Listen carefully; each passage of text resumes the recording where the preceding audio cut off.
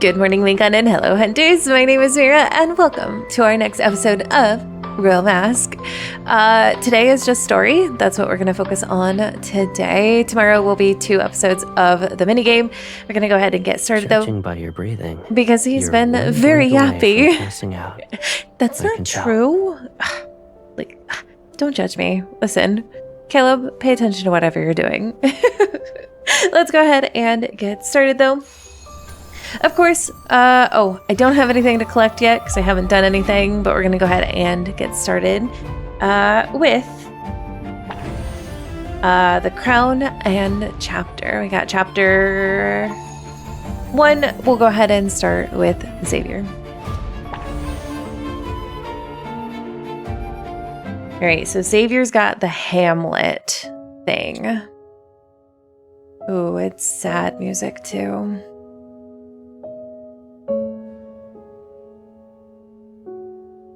In the royal banquet hall, decorated with unprecedented magnificence, the first act of The Lingering Sword begins as scheduled.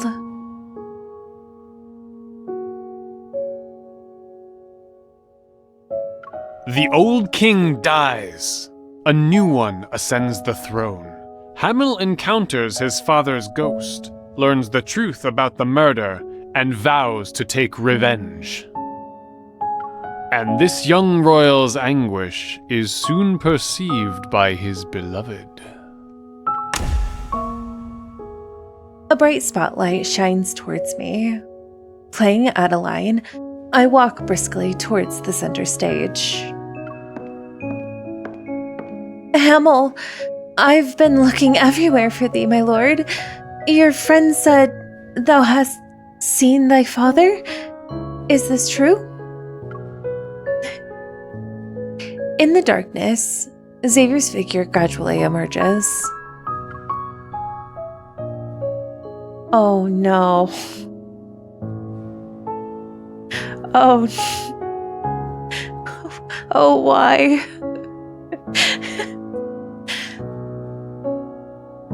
Unlike his usual appearance, he wears a magnificent formal attire, and his demeanor is reserved and noble.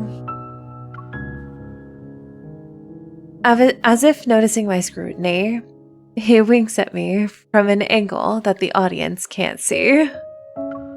The world has changed. Adeline, some matters art worse than ghosts. Even if sharp swords threaten thee, I cannot let them pierce thy heart. Let me provide aid. I move closer to Xavier and tightly grasp his wrist with both hands.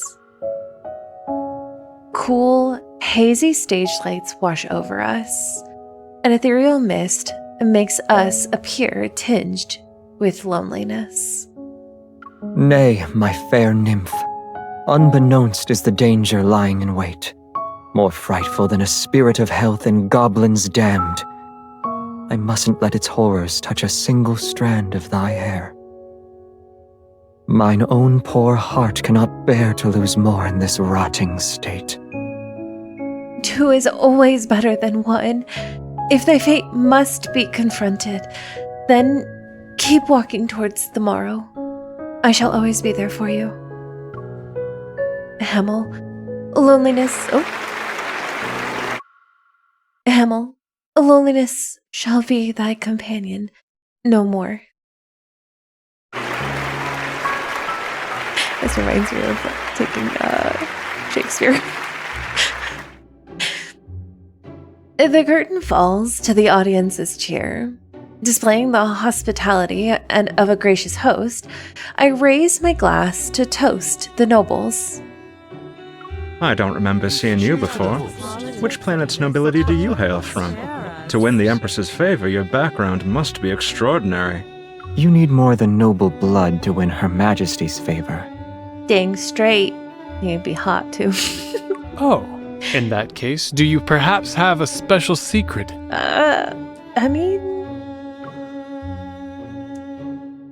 All of you seem very curious about him. Xavier is surrounded by nobles. With a smile, I approach them and raise my glass. He belongs to the Empire's inner circle. That is all I can tell you. It is not yet time to draw the blade. However, the coronation ceremony shall soon be upon us. Indeed. I wish you well, gentlemen. And don't forget that troublesome weeds occasionally need to be removed. Okay, Xavier.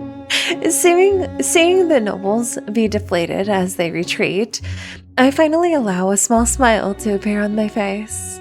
Then I clink my glass against Xavier's. Not bad. I suppose you're skilled in dealing with these sorts of situations. Does acting like this count as helping you? In a sense, yes. Come to think of it, I lack a sufficiently sharp blade. If you can handle this, then I wouldn't mind giving you more of what you want in return. I understand. Then, can I prove myself worthy of this role with this? Using my sleeve as cover, Xavier extends his hand. In his palm, a message appears on a holographic screen. The information is encrypted, but I realized it's a list with the names of nobles from the palace. Ever since the performance began, a few rather extreme rumors have been circulating in the royal capital. Oh, do people know who he is? These are the names of the people who have been spreading them. I believe they'll be useful to you. Thank you, Xavier. When did you... Immediately, Xavier grasps my wrist, and the list is sent to my terminal. I heard that the aerial garden has introduced quite a few new species of flowers. Rather than worry about people's affairs, why don't you accompany me for a stroll first? Okay. Oh, is that where it's ending? Oh. Okay. Okay. This is getting good. Saviors. I do really enjoy Saviors. I took a Shakespeare class in high school and was a really big fan of it. So it's really kind of nice to see it again. Hamlet was one that we definitely went over. All right, Zany, let's do this.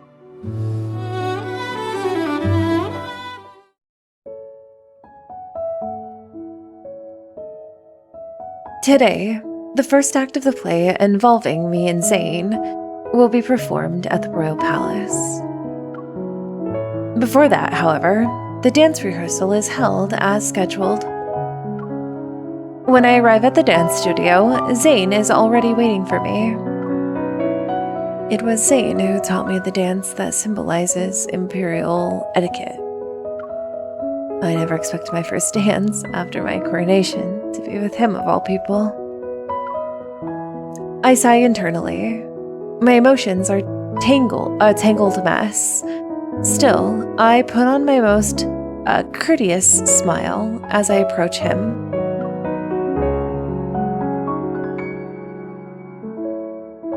Grand General, you're as punctual as ever. As a loyal subject, I mustn't keep the Empress waiting. He bows to me and extends his hand as an invitation to dance. Correct. I'm no longer someone who needs you to guide my every step. Despite my words, I still step forward.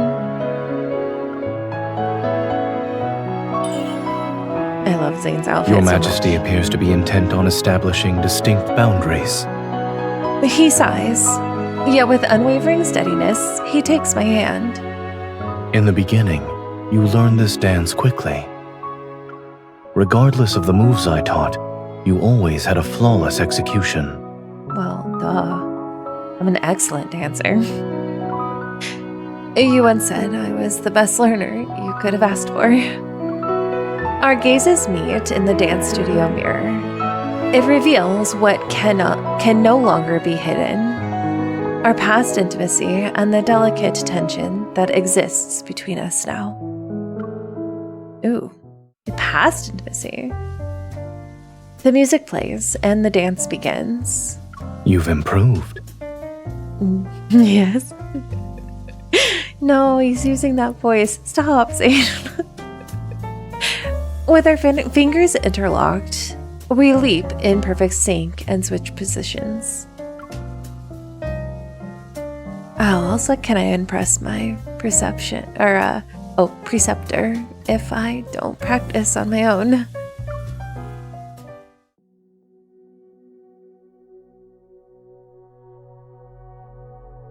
The center stage is bathed in dazzling light. In the audience, there isn't a single empty seat. The massive stage has been transformed into a wilderness. Wearing a witch's robe, I block the path of Zane, who wears military regalia. Oh, guess this out. Halt. Noble sir, whose triumph is most dignified? Fate hast already woven the threads of the crown for thee. Thy heart yearns for the throne that sits above all. Zane appears unmoved. Ah, a soothsayer from a place unbeknownst to me. I see vague, baseless prophecies are the method to unsettle the hearts of men. What purpose lies behind thine attempt to entice me with falsehoods? I've merely glimpsed those infernal flames of ambition burning within thy heart. Hast thou never thought that one most deserving of the crown is the person who currently sits on the throne? Using my lines as a cover, I study his expression. Yet Zane seems oblivious to my scrutinizing gaze. He continues to follow the script. What lies in the depths of my heart needs no confirmation. Prophecies and the fate they foretell cannot sway me from my chosen path. But since thou hast spoken of it, my curiosity is piqued. I wonder what this bewitching crown looks like. Oh. Ooh. I'm really excited for Zane's. It's gonna be so good. It's gonna be so good. It's so tortured. I love it so much. I'm so excited. All right. Let's go ahead and get on to... I'm really excited for Raphael's. Honestly, I'm saying it about everyone's. Honestly, I'm super excited about everybody's. I think they're all so, like, they're so lighthearted on the top, but they're so tortured soul at the bottom, and I'm here for it so much. All right, Raph, what you got for me?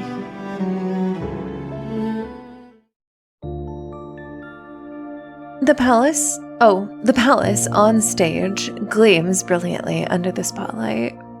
The god has disguised himself as a mortal prophet. He returns to his homeland. He bewitches the people in the palace, but our ruler hasn't been deceived by his wiles.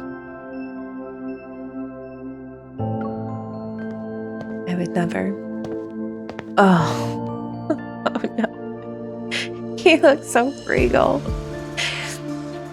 Raphael, wearing a wreath decorated with flowers, has been brought to my palace. Rope binds his wrists. Though he has been captured, his face shows no trace of humiliation.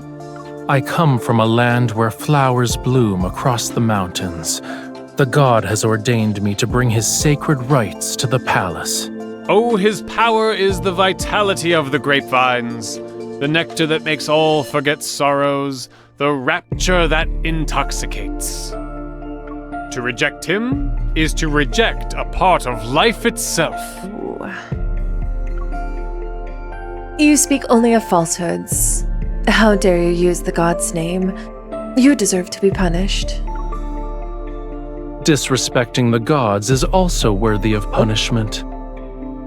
Since you claim to act on behalf of Dionysus, where is he? He is at my side. It's unfortunate that those who disrespect the gods cannot see him.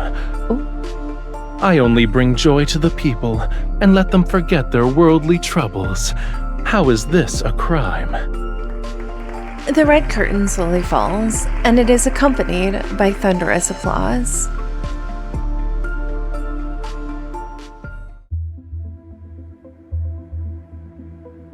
In the passage that must be taken to reach the backstage area, the lights gradually dim. After a long walk, a cacophony of voices reappears. Members from the theater troupe are moving back and forth, yet only one stands motionless in the most prominent spot.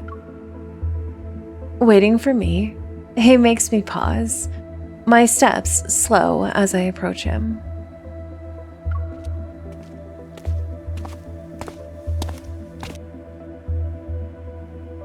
Why are you still here, Your Quintessence?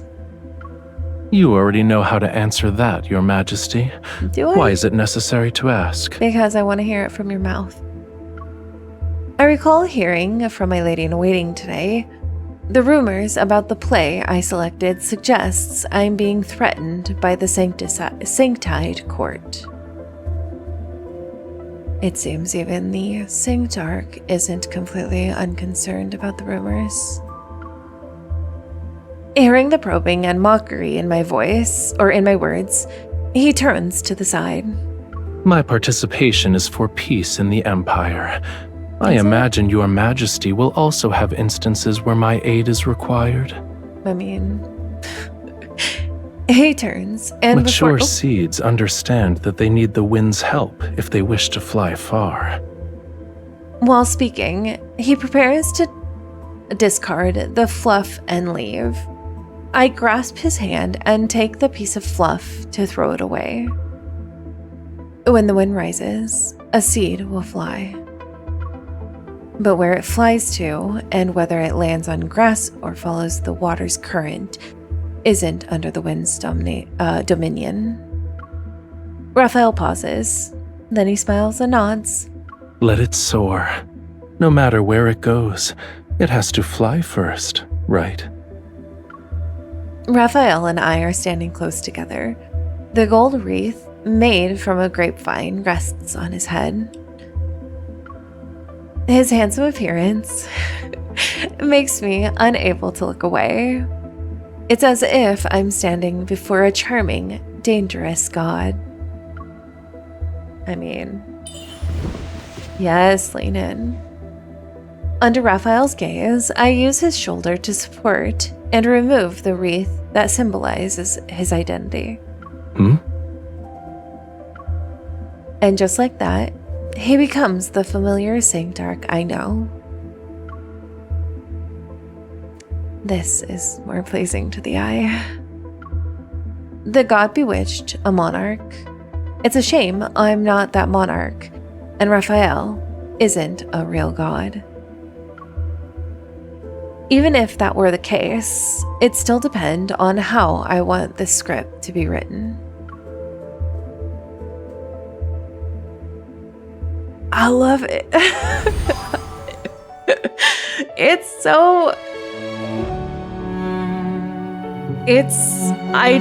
I wish I knew how to describe Raphael's right now, but it's so... There's so much tension. I think there's just a lot of tension in all of these, and so I'm like, it's building up so much. Great, let's do. So this is, let's get our fiance.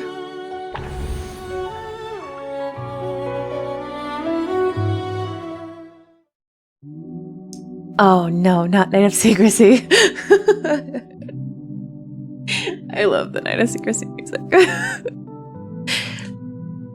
On the massive stage that's 100 meters long, the spotlights slowly follow my footsteps. They stop at the center of the stage. Below me, all 1,000 seats are filled. Countless pairs of eyes are focused on me. Wearing a mask that transforms me into an old person, I pick up the wine in front of me. May the heavens pity my plight. Let me use this wine to glimpse death's truth tonight. He hasn't even spoken. And okay, let's see. Am I ready? A seductive voice rises from the darkness. Hell's fires possess death's enlightenment. Mortal, might I suggest you pursue another goal with your entitlement? Nope.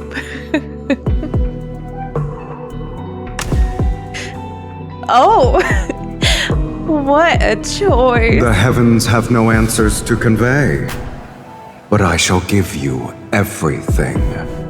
So why not trade away your soul? I totally missed whatever was going on next. To give me everything for one goal, I agree to this deal. In spite of your nature, devil, you may attempt to ensnare me in luxury's ideal. No one can refuse the devil's temptation, even with its banes. Between them now is the deal to exchange one's soul for desire. Her desire begins with youth, before the rest can transpire. I mean, I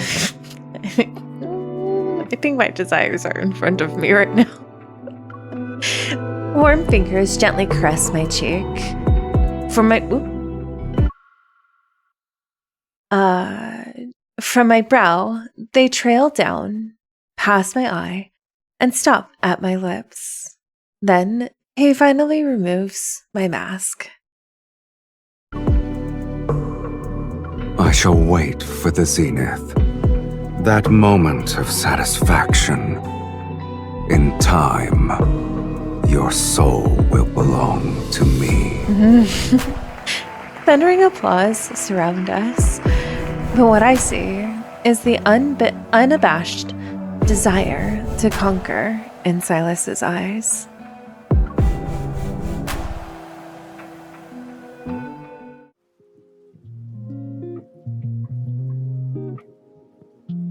The curtain falls, and I change out of my elaborate costume before returning to the dressing room.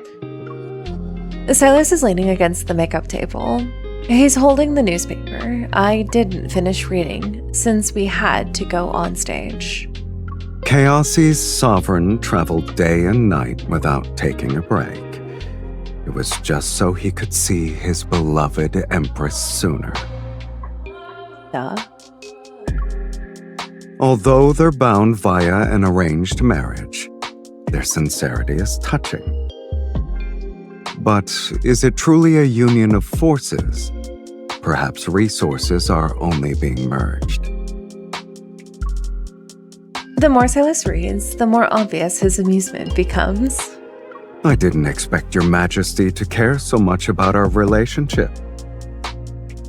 But your country's news outlets are creative and fond of flowery rhetoric. I almost choke. Then I grab the newspaper and flip it face down on the table. Had a girl. She's like, stop reading that. Chaosy isn't any better. Their newspaper says Mr. Silas is exceptionally talented. I have yet to see any evidence of that. Then you should spend more time observing your fiancé.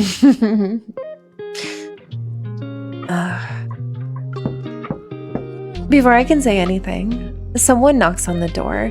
The lady in waiting who enters glances at Silas. Then she silently stands by my side. You may converse. How gracious of you. Silas turns and the lady in waiting activates the encrypted communication device. Information floats in the air. In summary, Silas is here to kill me. I read through this piece of classified intel, then that I had carefully prepared for Silas. The transmission location was deliberately forged to appear as Chaosy. there's no evidence that could prove it's fake. The lady-in-waiting withdraws, and I clear my throat while looking at Silas's back. I hold out the encrypted communication device. Mr. Silas, I think you should see this message. But I believe you. Someone must be trying to use this to undermine the trust between us. They'll take advantage of that opportunity to harm you. Since their target is you, I should assign guards to your room. Then I can see what you're planning to do in the Empire. It's a simple method, but the reasoning is thorough. Even if he sees it's my handiwork, he can't just say no to my good intentions. I look at Silas with feigned sincerity. The corner of my mouth slightly curls up. Guards? Wait. Silas grasps my raised hand. An encrypted communication device is pressed into my palm. Okay. Your Majesty's frankness is humbling. Let me be honest. I also received an encrypted message. Oh? I turn on the communication device. Its content says I want to kill Silas so that I can take the Erythrostones. Huh? I didn't want to do this, but it would in the distant future, not now. These encrypted messages were sent on the same day, and both of them are from Chaosy. I suppose it's someone's idea to divide and conquer. Since this is the case, there's no need to increase the number of guards. I'm confident in the Empire's defense system. Oh, thank you. As Silas speaks, he raises his hand. A red mist appears from the corner of the dressing room. It wraps around the invisible defense turrets. He leans down and shields me with his body. Rest assured, Your Majesty. You and I are sincere. We won't give anyone an opportunity that they can use to their advantage. This man. I trust this man wholeheartedly, 100%. No questions asked. I will always trust Silas with whatever he does.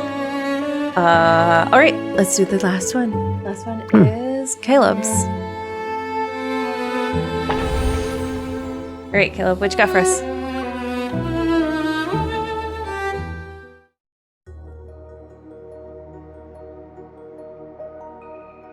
Within the banquet hall, a white, artificial full moon hangs like an ominous omen. On stage, the curtains are opened. Shrouded in darkness, I look at the thousands of spectators below. The goddess chases a startled deer into the forest, and thus she has a fateful encounter with a hunter drinking from a stream. In a forest clearing enveloped by thin mist, I slowly step into the light. Mortal, who are you?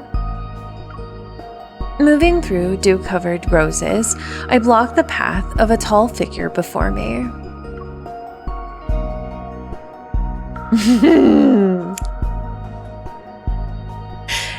Caleb has changed out of his crisp military uniform. It's a rare sight, and seeing him as a dashing hunter piques my curiosity. You have beautiful eyes. Did a reckless fairy steal the god's divine radiance and hide it within your captive gaze? I appreciate your compliments, my lady. Allow me to extend my sincerest apologies if my presence interrupted your stroll. I shall be off now. Lower your bow, hunter. You are aware of my divine presence. I move closer to him. Under the mechanical firefly's soft glow, I caress his face. Lose yourself in my embrace. I shall bestow upon you my kiss, my love, my eternal blessing. My bow already has its target. O noble goddess, your praise is as sweet as honey, yet it cannot hold a free bird. What free bird do you speak of? This forest belongs to me, and me alone. It also includes you, who's standing in it. My fingertips slowly trace the contours of his face until they reach his lips. Caleb, who should have swiftly moved back, deviates from the script. He grasps my fingers to ensure I remain before him. Even the divine cannot give me what I truly desire. The hunter's words transform the goddess's curiosity into indignation. Then, an emotion more intense than wrath rears its ugly head. Fiery desire. Ooh. Leave it to Caleb to deviate. The play ends for now. I change back into my Empress's royal robes, dismiss my attendants, and head to the study. The cold wind carries a murderous intent through the corridor. I pause, then I take a few more steps and turn left.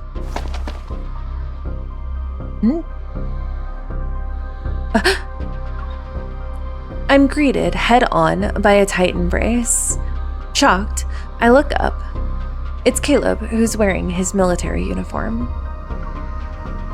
Finding you is no easy task, Your Majesty. I've always wanted to stargaze with you at the observatory. Tonight should be the perfect opportunity to do that. Oh, this is like main story, Caleb. Caleb firmly holds my waist. We lock eyes, and I slightly raise my eyebrow. It's just the observatory. Since the High Marshal wants to visit, we can go.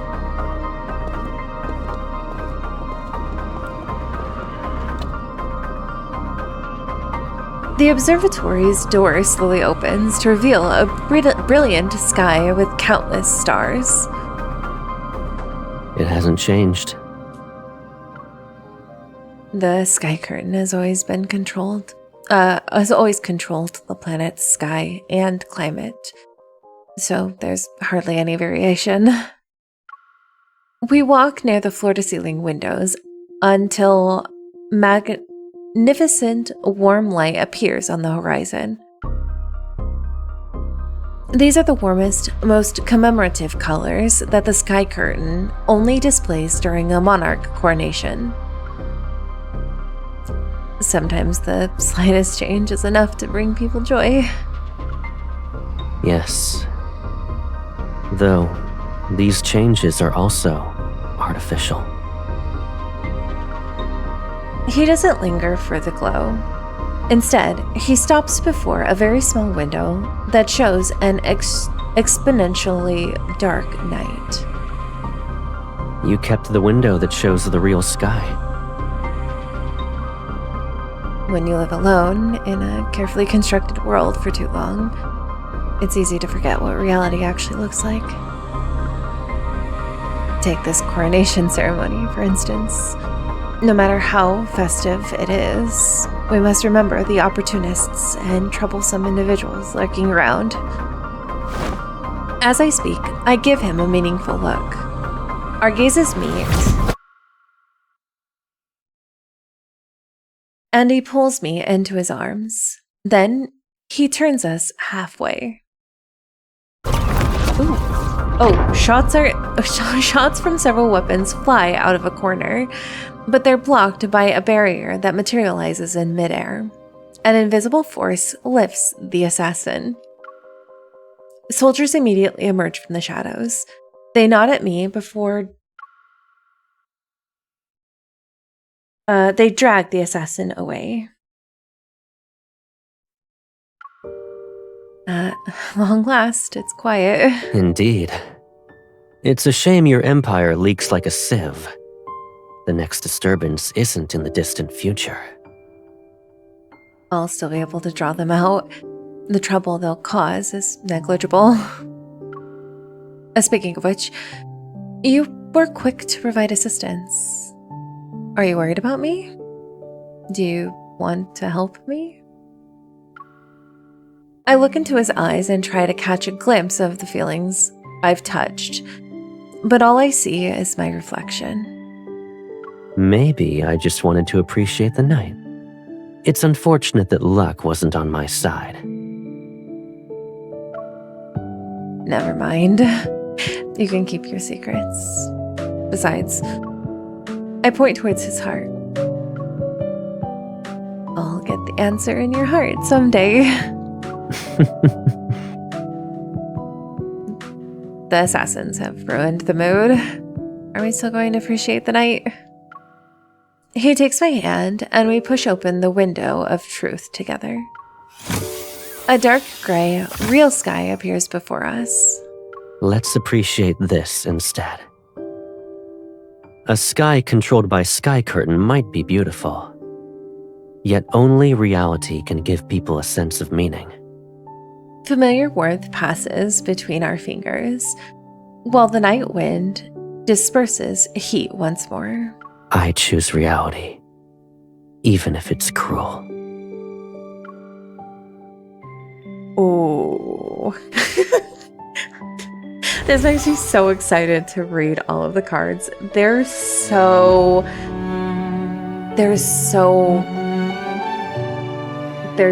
much angst in here.